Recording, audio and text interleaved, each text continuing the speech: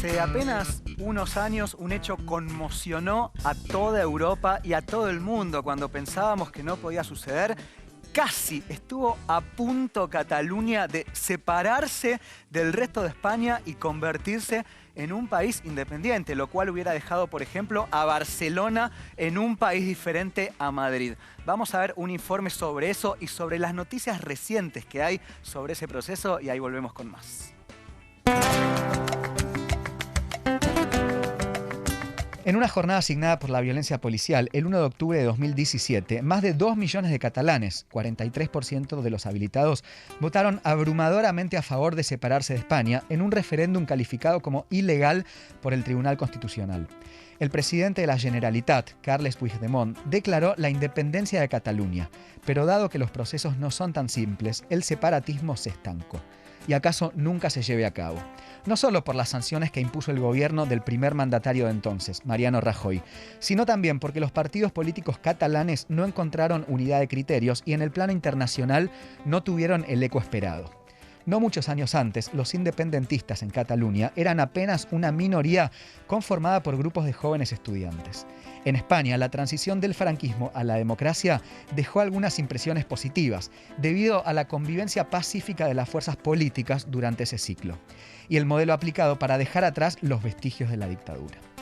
Si bien los grupos independentistas catalanes existen desde el siglo XIX, en ese contexto de transición el enfoque estaba puesto en el resurgimiento de la democracia y el separatismo no estaba en boca de la opinión pública.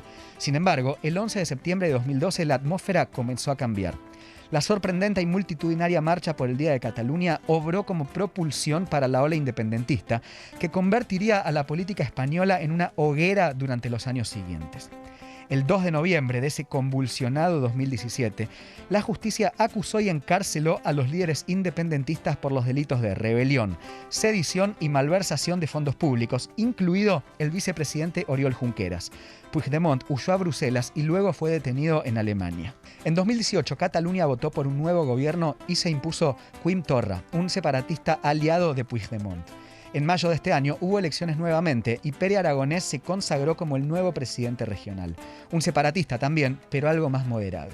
El 22 de junio pasado, el presidente socialista Pedro Sánchez anunció los indultos a los 9 dirigentes catalanes que permanecían en prisión por el alzamiento de 2017 en un intento por apaciguar la tensión que existe desde siempre entre Madrid y Barcelona. Queríamos tener un invitado o invitada catalán justamente para contarnos la situación actual de Cataluña. Los horarios lo hicieron imposible. Sabemos que en España en este momento ya estamos en horas de madrugada. A cambio conseguimos a Gemma Ugasart, una figura muy importante en España. Ella es, por ejemplo, vicerrectora de la Facultad de Girona, en Cataluña, justamente, profesora de Ciencias Políticas, que muy gentilmente nos mandó un videíto cortito explicándonos el momento actual de la situación de Cataluña. Desde que al momento hasta la actualidad ha sido una evidencia de que el hecho de que existan presos políticos ha dificultado la gestión política del conflicto, ha hecho difícil la distensión del contencioso. En este sentido, a favor de los indultos, ha remado una opinión pública favorable a la desjudicialización del conflicto, es decir, a que el conflicto se gestione, se solucione por vías políticas y no por vías judiciales.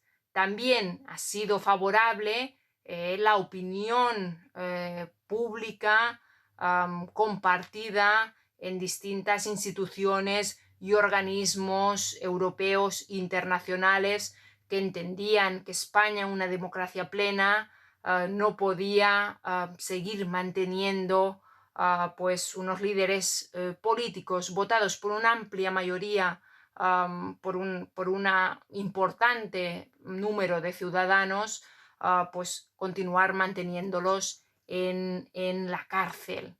Con posterioridad a la concesión de estos indultos, esta medida de gracia por parte del gobierno de Pedro Sánchez, el Partido Popular activa una virulenta campaña contra el gobierno, utilizando los indultos, pretende desgastar la acción gubernamental de Pedro Sánchez y hasta, si fuera posible, hacer caer el gobierno. Esta estrategia no tiene excesivo seguimiento y es muy posible que después del verano los indultos hayan quedado amortizados. Paradójicamente, al Partido Socialista los indultos y a la vez una reforma profunda del Ejecutivo que ha llevado a cabo le han reportado un cierto repunte en las encuestas que actualmente pues se están elaborando, ¿no? Cabe recordar que el Partido Popular es un partido que cuando está en el gobierno tiene sentido de Estado, pero cuando se sitúa en la oposición actúa más de partido, diríamos, partisano, partido ideológico. Esto ya pasó con la cuestión de las negociaciones del gobierno con ETA, cuando Aznar gobernaba, abrió negociaciones con ETA, pero cuando lo hizo el gobierno posterior de Rodríguez Zapatero, pues se incendió el debate público. Llegados hasta aquí, conviene reflexionar sobre qué significan los indultos, ¿no? Y aquí el Partido Socialista tiene que decidir hasta dónde quiere llevar el camino que ahora puede abrirse.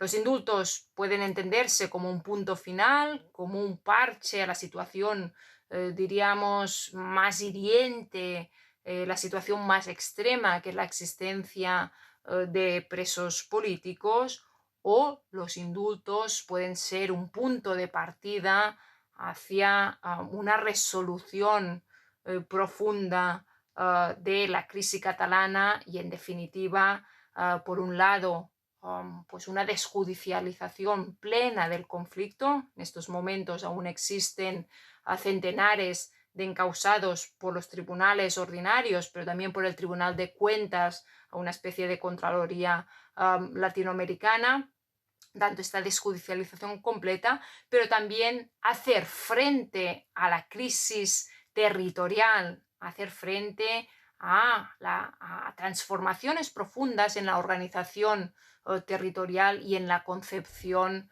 nacional española.